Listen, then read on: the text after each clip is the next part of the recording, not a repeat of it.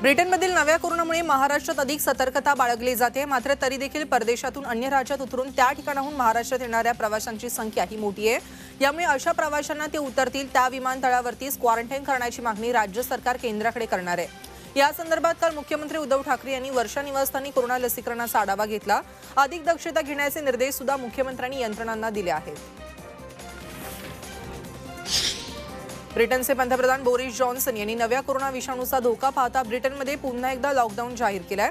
पुढचा 1.5 महिना ब्रिटन शहरातील सर्व व्यवहार ठप्प राहणार आहे। तर नव्या कोरोनाचा प्रादुर्भाव रोखण्यासाठी फेब्रुवारीच्या मध्यापर्यंत हा लॉकडाऊन जाहीर करण्यात आलाय। एकीकडे लस देण्याचं कामही ब्रिटनमध्ये सुरू आहे, तर दुसरीकडे पुन्हा एकदा लॉकडाऊन जाहीर करण्यात आलाय। कोरोना विरोधातील लढाईमध्ये झी मीडियाच्या प्रतिनिधी पूजा यांनी स्वतः स्वदेशी कोरोना लस कोवॅक्सिन टोचून घेतली आहे। काल एम्स रुग्णालयात त्यांनी कोवॅक्सिन ही लस टोचून घेतली आहे। लसीसंदर्भातील आरोप शंका संभ्रम दूर करण्याचा झी मीडियाचा प्रयत्न आहे। तर कोरोना विरोधी लढ्यामध्ये झी मीडियाने एक जबाबदार माध्यमाची भूमिका पार पाडली आहे, त्याचंच हे प्रतीक आहे। स्वदेशी कोवॅक्सिन लसीला परवानगी दिल्यामुळे होणाऱ्या टीकेला भारत बायोटेकनं जोरदार प्रत्युत्तर दिलंय। लसीच्या 200% प्रामाणिक चाचणी केल्या असून भारत बायोटेकवरील टीका अनाठायी आहे। लस निर्मितीचा आमच्याकडे प्रचंड अनुभव असून 123 देशात भारत बायोटेक पोहोचली आहे। एवढा प्रदीर्घ अनुभव असलेली एकमेव कंपनी असल्याचं भारत बायोटेकचे व्यवस्थापकीय संचालक कृष्णा इल्ला यांनी उत्तर दिलंय।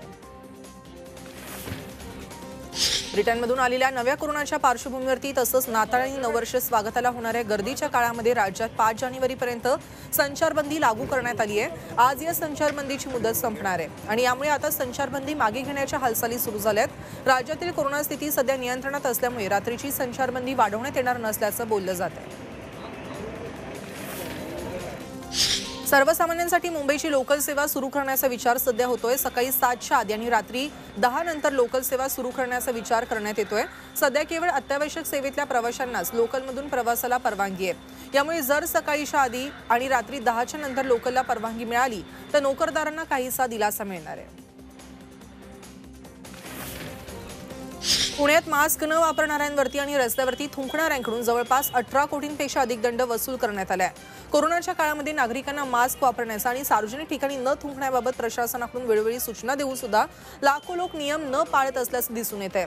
या नियमांचं उल्लंघन करणाऱ्या जवळपास 2,71,000 नागरिकांवरती कारवाई करण्यात आली असून त्यांच्याकडून 18 कोटी 64 लाख रुपयांचा दंड वसूल करण्यात आलाय। यापुढे आता अधिक कडक कारवाई करण्यात येणार आहे। कोरोनाचं संकटकाळ अद्याप संपलेला नसताना देशातील 5 राज्य बर्ड फ्लूच्या संकटात सापडली आहेत। मध्य प्रदेश, राजस्थान, पंजाब, हिमाचल प्रदेश, केरळमध्ये बर्ड फ्लूचा धोका वाढलाय। बिहार, झारखंड, उत्तराखंड राज्य सरकारने अलर्ट जारी केलाय। खबरदारी उपाय म्हणून हिमाचल प्रदेशात मासे, कोंबडी आणि अंडी विक्रेत्यांवरती बंदी घालण्यात आली आहे। सावित्रीबाई फुले पुणे विद्यापीठाशी संलग्न महाविद्यालयामध्ये येत्या 11 जानेवारीला सुरू होणार आहेत आणि पुण्यातील शाळा सुरू झाल्या मात्र कॉलेजेस अजूनही सुरू झाली नव्हती। तर कॉलेजेसमध्ये वर्ग कधी भरणार या संदर्भात अनेक प्रश्न उपस्थित झाले होते। या संदर्भात निर्णय घेण्याआधी विद्यापीठाकडून एक समिती गठीत करण्यात आली आहे। या समितीच्या अहवालानुसार 11 जानेवारीपासून कॉलेजेस सुरू करण्यास परवानगी देण्यात आली आहे। तर कॉलेजेस सुरू असताना कोरोनाविषयक योग्य ती खबरदारी घेण्याच्या सूचना विद्यापीठ प्रशासनाने दिल्या आहेत। 12वी परीक्षेचे अर्ज भरण्यास 18 जानेवारीपर्यंत मुदत वाढवून देण्यात आली असून नियमित विद्यार्थी त्याचबरोबर पुनर्परीक्षार्थी खासगी श्रेणी सुधारक योजनेद्वारे परीक्षेस बसू इच्छिणारे विद्यार्थी नियमित परीक्षा शुल्क भरून या मुदतीपर्यंत परीक्षा अर्ज भरू शकतात। अर्ज भरण्याची मुदत कालपर्यंत होती पण अजूनही अनेकांचे फॉर्म भरणं बाकी आहे, त्यामुळे ही मुदतवाढ देण्यात आली आहे। तर विद्यार्थी www.mahsc.board.in या वेबसाईटवरून परीक्षा अर्ज करू शकतात। मात्र 18 जानेवारी नंतर ही मुदतवाढ मिळणार नाहीये। राज्यातील 45,000 विद्यार्थ्यांनी पहिल्या पसंतीच्या कॉलेजेसकडे पाठ फिरवली। गुणवत्ता याद्यांमध्ये पहिल्या पसंतीचं कॉलेज मिळून सुद्धा राज्यातील तब्बल 44,782 विद्यार्थ्यांनी प्रवेशच घेतले नाहीयेत। मुंबईसह अमरावती, संभाजीनगर, नागपूर, नाशिक, पुणे विभागात पार पडलेल्या ऑनलाईन प्रवेशाच्या 3 नियमित फेऱ्या आणि एका विशेष फेरीमध्ये मिळून 2,06,753 विद्यार्थ्यांना पहिल्या पसंतीचं कॉलेज अलॉट झालं होतं। यापैकी 1,61,871 विद्यार्थ्यांनीच प्रवेश घेतला आहे। लासलगाव परिसरात अचानक मध्यरात्री 2च्या सुमारास पावसाच्या जोरदार सरी कोसळल्या। 5 ते 7 मिनिटं हा पावसाचा जोर कायम होता। अचानक कोसळलेल्या पावसामुळे काढणीला आलेल्या द्राक्ष, कांदासह अनेक पिकांना फटका बसण्याची शक्यता आहे। त्यामुळे सध्या शेतकरी चिंताग्रस्त झालाय। आमदार रोहित पवार यांनी आज पहाटे 4 वाजता अचानक नवी मुंबईमध्ये एपीएमसी मार्केटमध्ये त्यांनी भेट दिली आहे। पहाटे ते बाजार समितीमधल्या भाजीपाला आणि फळ मार्केटमध्ये दाखल झालेत। मार्केटमधल्या व्यापाऱ्यांसोबत भेट घेऊन त्यांनी त्यांच्याशी बातचीत सुद्धा केली आहे। शेतकऱ्यांसाठी एपीएमसी आवश्यक आहे। केंद्राने कृषी कायदा देशावरती लादला असल्याचे ते म्हणालेत। तर महाविकास आघाडी सरकार एपीएमसी बाबत योग्य निर्णय घेईल असंही आश्वासन त्यांनी दिलंय। दिल्ली भेट आणि प्रदेशाध्यक्ष पदाचा संबंध नाही असं बाळासाहेब थोरात यांनी म्हटलंय। प्रदेशाध्यक्ष पद तरुण नेत्याकडे दिलं तरी आपली हरकत नाही असं थोरात यांनी म्हटलंय। प्रभारी एच.के. पाटील यांच्यासोबत कोणताही वाद नाही, त्यांनी उत्तम काम केलं असंही थोरात म्हणाले। औरंगाबादच्या मेहबूब शेख बलात्कार प्रकरणात पोलिसांनी कारवाई करावी अशी मागणी शिवसेनेचे नेता नीलम गोरे यांनी केली आहे। या प्रकरणामध्ये आरोपी एका पक्षाचा मोठा नेता असून आता तो मी नव्हेच अशी भूमिका घेतोय, त्यामुळे पोलीस त्याला सोडून देऊ शकतात अशी भीती नीलम गोरे यांनी व्यक्त केली आहे आणि यामुळे कठोर कारवाईची मागणी नीलम गोरे यांनी प्रसिद्धी पत्रकाद्वारे केली आहे। डबेवाला संघटनेचे अध्यक्ष सुभाष तळेकरांना फसवणुकी प्रकरणी अटक करण्यात आली असून डबेवाल्यांना मोटारसायकल देण्याच्या नावाखाली कागदपत्र जमा करून त्यावरती सह्या घेतल्या आणि भैरवनाथ नागरी पतपेढीतून कर्ज काढून मोटारसायकल न घेता कर्जाची रक्कम परस्पर लुटण्याचा तळेकर यांच्यावरती आरोप आहे। त्यांना पुण्यातून अटक करण्यात आली आहे। नगर जिल्ह्यातील आदर्श गाव हिवरे बाजार आणि राळेगण सिद्धीमध्ये ग्रामपंचायत निवडणूक बिनविरोध करण्याचे प्रयत्न फसले आहेत। हिवरे बाजारमध्ये 30 वर्षांची बिनविरोधाची परंपरा खंडित झाली आहे। विशेष म्हणजे पोपटराव पवार यांनाही निवडणुकीला सामोरं जावं लागतंय। एक शिक्षक त्यांच्या विरोधात निवडणूक लढतायत। राळेगण सिद्धीमध्ये 35 वर्षांची परंपरा गेल्या वेळेपासून मोडली असून यंदाही या ठिकाणी निवडणूक होते। बिनविरोध निवडणुका घेणारी गाव म्हणून हिवरे बाजार आणि राळेगणची ख्याती होती। पालघरवरून औरंगाबादसाठी रवाना होणारी बस मनसेने अडवली असून या बसवरती औरंगाबादच्या जागी छत्रपती संभाजीनगर पाटी मनसेकडून लावण्यात आली आहे। यावेळी मनसे पालघर उपशहर अध्यक्ष मिथुन चौधरी यांच्यासह मनसैनिक उपस्थित होते। 26 जानेवारीपर्यंत औरंगाबादचे नामकरण छत्रपती संभाजीनगर झाले नाही तर महाराष्ट्र नवनिर्माण सेना तीव्र आंदोलनाच्या भूमिकेत असेल असा इशाराही त्यांनी यावेळी मनसैनिकांनी दिलाय। बडाळा स्थानकात महिलेचा विनयभंग करून हत्येचा प्रयत्न करणाऱ्या आरोपीला अटक करण्यात आली असून गेल्या 2 दिवसांपासून रेल्वे पोलीस या आरोपीचा शोध घेत होते।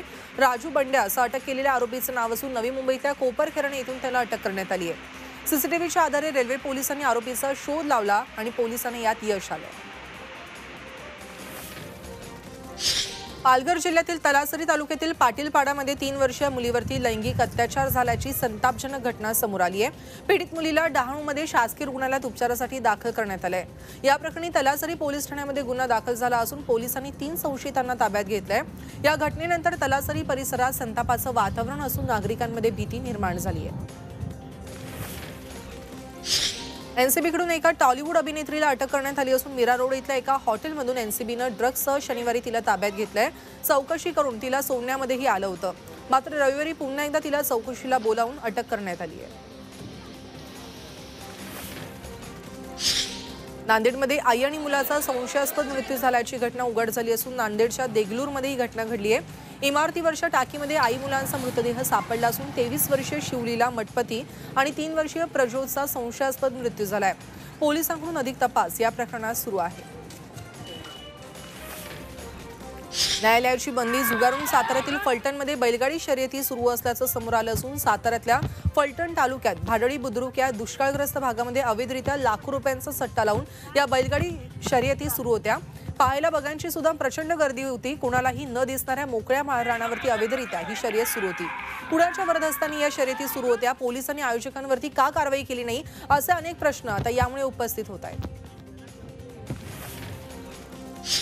पंढरपुरातल्या सांगोल्यातील 100व्या किसान रेल्वेला पंतप्रधानांनी हिरवा झेंडा दाखवला होता। त्या प्रकरणी तक्रार दाखल झाली आहे।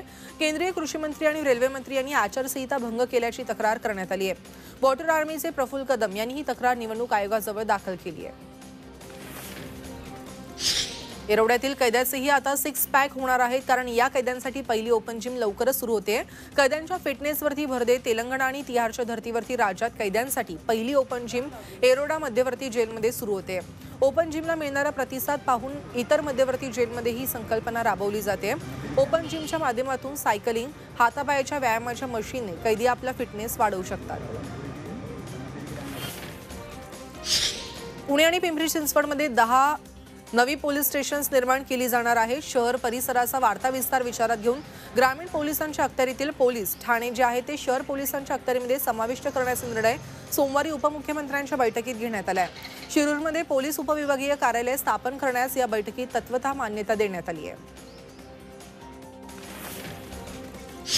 स्वातंत्र्याची प्रेरणा देणारा 6 जून हा दिवस शिवस्वराज्य दिन म्हणून साजरा करण्याचा निर्णय राज्य सरकारने घेतलाय आणि त्यामुळे 6 जूनला राज्यातील सर्व ग्रामपंचायत, पंचायत समिती आणि जिल्हा परिषद कार्यालयांमध्ये उपस्थिती सक्तीची करण्यात आली आहे। सकाळी सर्व पदाधिकारी, अधिकारी, कर्मचाऱ्यांनी गुढी उभारून अभिवादन करावं आणि महाराष्ट्र गीत आणि राष्ट्रगीताचं गायन करून कार्यक्रम सादर करावा असे आदेश परिपत्रकाद्वारे देण्यात आले।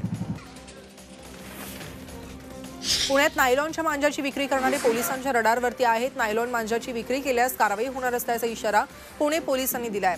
मकर संक्रांतीनिमित्त शहरातील विविध भागात पतंगोत्सव साजरा केला जातो। याच पार्श्वभूमीवरती पोलिसांनी हा इशारा दिला असून गेल्या काही दिवसांमध्ये नायलॉन मांजामुळे अपघातांच्या घटनांमध्येही वाढ झाली आहे आणि यामुळे मांजा विक्री केल्यास दुकानदारांवरती आता कडक कारवाई करण्यात येईल। पिंपरी चिंचवडमधल्या पिंपळेगुरव परिसरात 2 श्वानांना जाळून मारल्याची घटना घडली आहे, तर काही कुत्र्यांवरती विषबाधा झाल्याचे उघड झालंय। गेल्या काही दिवसांमध्ये परिसरात 6 श्वानांचा मृत्यू झालाय। विशेष म्हणजे 2 श्वानांना जाळून मारल्याचं प्रकरण समोर आलंय। या प्रकरणी सांगवी पोलीस स्थानकात गुन्हा दाखल झालाय। सांगली जिल्ह्यातील मिरजेमध्ये अनोखा सोहळा पार पडला असून घोडीच्या पिलांचं नामकरण सोहळा मोठ्या थाटामाटात संपन्न झालाय। सचिन शिरगोपे यांच्या सोनू या घोडीच्या पोटी एक गोंडस पांढरी शुभ्र घोडी जन्माला आली आहे। तिचा नामकरण सोहळा त्यांनी आनंदात साजरा केलाय। या घोडीच्या पिल्लाचं नाव त्यांनी कल्याणी असं ठेवलंय आणि या सोहळ्यासाठी खास मंडपही घालण्यात आला होता। केक कापून आणि पंक्ती भरवून हा सोहळा पार पडला। गावातील अनेक मंडळींनी या सोहळ्याला उपस्थिती लावली होती। वर्ध्याच्या हिंगणघाट या ठिकाणी ट्रक आणि कारचा भीषण अपघात झाला असून अपघातामध्ये 4 जण ठार झाले तर 5 जण जखमी झाले। सध्या जखमींवरती उपचार सुरू असून हिंगणघाटमध्ये कृषी उत्पन्न बाजार समितीसमोर राष्ट्रीय महामार्ग 7 वरती घटना घडली आहे। महाराष्ट्र दर्शनासाठी जात असताना हा भीषण अपघात झाला आहे। कल्याण डोंबिवली महापालिका प्रशासनाने शून्य कचरा मोहीम राबवण्यासाठी प्रयत्न चालवलाय। शहरातील टाकाऊ प्लास्टिक पासून इंधन निर्मिती करणारा प्रकल्प 12वी इथल्या आरक्षित भूखंडावरती उभारण्यात आला असून या प्रकल्पातून इंधन निर्मितीचा प्रयोग यशस्वी झालाय। तर CSR फंडातून सुरू करण्यात आलेल्या प्रकल्पातून 85 लिटर इंधन तेलाची निर्मिती करण्यात आली आहे। मुंबई पोलीस आयुक्तालय क्षेत्रात ड्रोन आणि पॅराग्लायडर्सवरती बंदीचे आदेश देण्यात आले असून मुंबई पोलीस आयुक्तालयामध्ये क्षेत्रात 29 जानेवारी 2021 पर्यंत ड्रोन, पॅराग्लायडर्स, रिमोट कंट्रोलवरती चालणारे micro light aircraft, aerial missile आदी तत्सम उपकरणांच्या वापरावरती बंदी घालण्यात आली आहे। मुंबई पोलीस उपायुक्त S. चैतन्य यांनी हे आदेश दिले असून हा नियम तोडणाऱ्यांच्या विरुद्ध कडक कारवाई करण्यात येणार आहे। कोल्हापूरकरांचा नाद खुळा असं म्हणतात त्याचाच अनुभव या ठिकाणी झालेल्या एका लग्नात आलाय। एका नवरदेवाने चक्क JCB वरून एंट्री घेतली आहे। सिद्धार्थ लुल्ला असं नवरदेवाचं नाव असून तो स्वतः रोड कॉन्ट्रॅक्टर आहे। त्याचे वडीलही रस्त्याच्या कॉन्ट्रॅक्टची कामं करतात।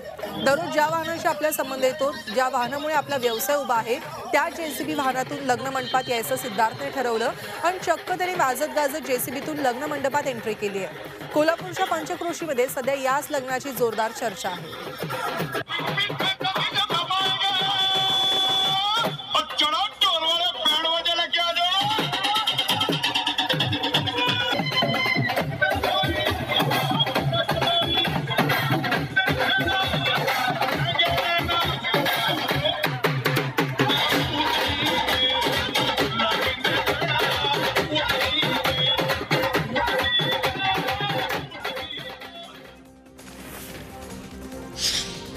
तर सध्या सोशल मीडियावरती एका बाप लेकीचा फोटो तुफान व्हायरल होतोय। या फोटोचं वैशिष्ट्य म्हणजे DSP झालेल्या लेकीला इन्स्पेक्टर बाबा सॅल्यूट करताना दिसतायत।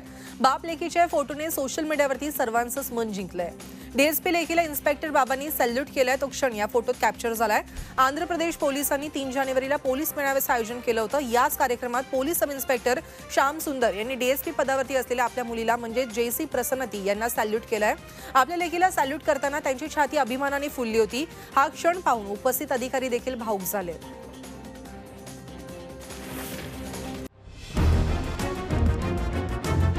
Joe